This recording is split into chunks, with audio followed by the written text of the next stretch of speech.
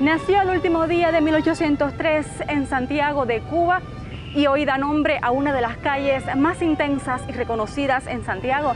Si de cultura e historia se trata, es esta la calle Heredia. Vamos tras las huellas del cantor del Niágara en esta ciudad y la primera cita, por supuesto, es en su casa natal.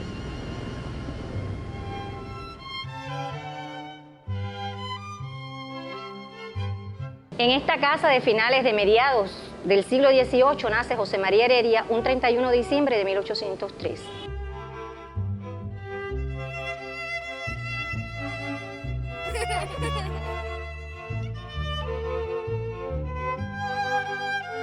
Es una casa amueblada a la época, muebles del siglo XIX, estilo imperio criollo, que además denota una marcada influencia del arte árabe o morisco, que se aprecia en el arco polilobulado, los barrotes, las ventanas, y trasciende por ser el lugar donde naciera el primer poeta nacional de Cuba, el primer poeta revolucionario, el primer hombre que escribe utilizando símbolos que nos definen como nación, la palma, la estrella, el que escribe nuestro primer poema revolucionario, La Estrella de Cuba, donde ya habla de la importancia de luchar uno mismo por alcanzar la libertad. Martí dice que aprende a amar la libertad leyendo las obras de José María Heredia, que Heredia es el que despierta en todos los cubanos el anhelo por la libertad, el anhelo por la independencia.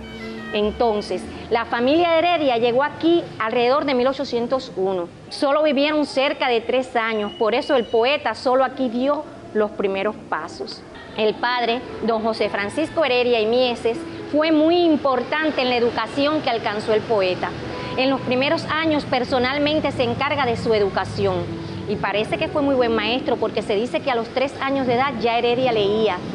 A los 7 incursionaba en la poesía, escribía verso, hacía pequeñas traducciones del latín al español, del francés al español.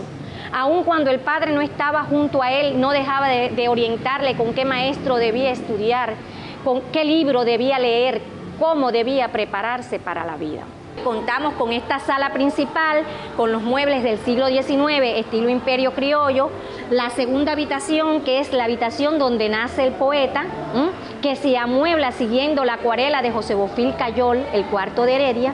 Una tercera sala que es para exposiciones transitorias, tenemos también nuestras arqueologías. Ninguno de los elementos que usted ve hoy aquí en esta casa pertenecieron a la familia Heredia, solo se amuebló con elementos de la época, pero vea, en esta vitrina se halla una colección arqueológica que quizás sean los únicos elementos que sí guardaron estrecha relación con la estancia de Heredia en Santiago de Cuba.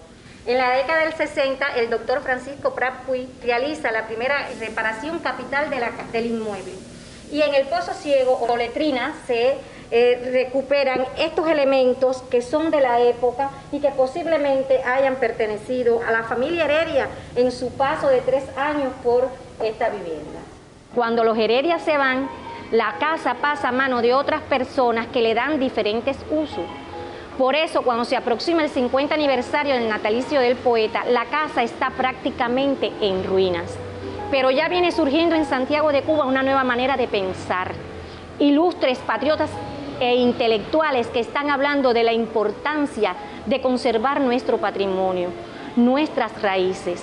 Así se crea la Junta de Heredia en noviembre de 1889, encabezada por Federico Pérez Carbó, por Emilio Bacardí, Eduardo Llero Buduen y una playa de patriotas que se preguntan ¿por qué no compramos la casa del poeta, la casa de Heredia, la arreglamos y le damos un uso de acuerdo a esa personalidad? Así, con el objetivo de comprar la casa, restaurarla, poner una lápida conmemorativa y abrir una institución educativa, surge la Junta Heredia. Recuperado, se convierte así en el primer inmueble con valor patrimonial rescatado en Cuba, 1889. Estos patriotas no solamente compran el inmueble, también elevan una petición al ayuntamiento para que se conceda el cambio del nombre a la calle. Anteriormente era Catedral Alta. Desde 1889 se apruebe que se llame Calle Heredia. Es la primera calle de Cuba en tener nombre de un patriota cubano que ha hablado de libertad, que ha hablado de independencia. La casa natal José María Heredia se declaró monumento nacional en 1979 y en 1997 pasó a formar parte de la oficina del conservador de la ciudad. Acompáñenos ahora a otro de los sitios donde también se honra la memoria de este hombre, uno de los mayores exponentes de la conciencia simbólica del pueblo cubano.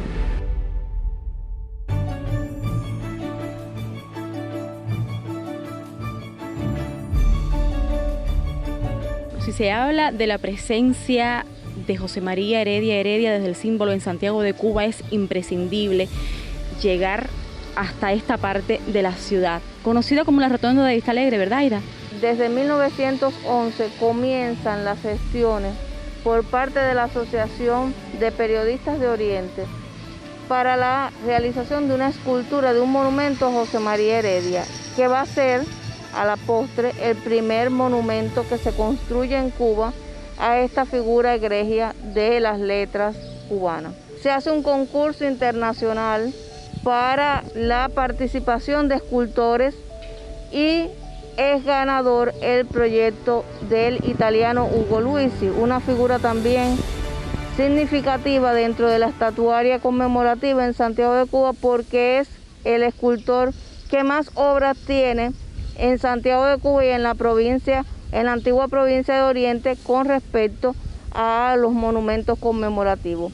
Estamos hablando que en todo momento hay una serie de figuras del mundo cultural santiaguero que están en función de la construcción del monumento conmemorativo, pero sobre todo más que de la construcción, sino de realzar la figura de José María Heredia, de patentizarla, de ponerla en su justo lugar en un momento en que Cuba, pues no se conocía mucho a la figura de José María Heredia. Estamos hablando de los primeros años del siglo XX.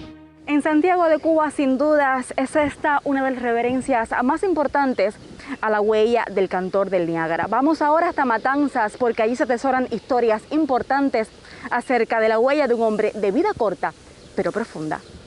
El poeta cubano José María Heredia vivió varias etapas en la ciudad de Matanzas. Aquí encontró refugio para desbordar su creación poética, sus ansias libertarias y también el amor. En 1819, Heredia abandona la isla, va a México y a su regreso sienta residencia en Matanzas en 1821, en la casona de Río 54, donde viviera con su madre y hermanas. El poeta dejó profundas huellas en la literatura cubana, en particular con su poema La Estrella de Cuba, escrito el 23 de octubre de 1823. Hay que tener en cuenta de que si sumamos el Teocalli de Cholula, el Niágara, que lo escribe en Estados Unidos, La Estrella de Cuba y sobre todo el Himno del Desterrado. Yo diría que esas cuatro son las más conocidas, quizás las de más impacto. Hay que recordar que él dice, porque no en vano entre Cuba y España tiende inmenso sus olas del mar. José María Heredia fue un poeta de azares, pero también de libertades, amante del romanticismo y de la independencia de una isla que definió como propia desde sus versos. Matanzas se prestigia de haber sido el sitio donde él quizás complementa el pensamiento, su idea revolucionaria, pudiéramos decir, al menos con un nivel de pertenencia a Cuba, y donde escribe, La Estrella de Cuba. Es decir, son dos momentos que yo me diría que son significativos. Para Matanzas en particular, para Cuba en general, para la poética cubana también, en todos los sentidos. Fue un poeta de acertada cubanía, que como escribió José Martí, le cantó con majestad desconocida a la mujer, al peligro y a las palmas. Desde Matanzas, Eliane Taguas Merino, Sistema Informativo de la Televisión Cubana. Cuba guarda las memorias de hombres que, como José María Heredia, son símbolos en la conformación de la identidad cubana.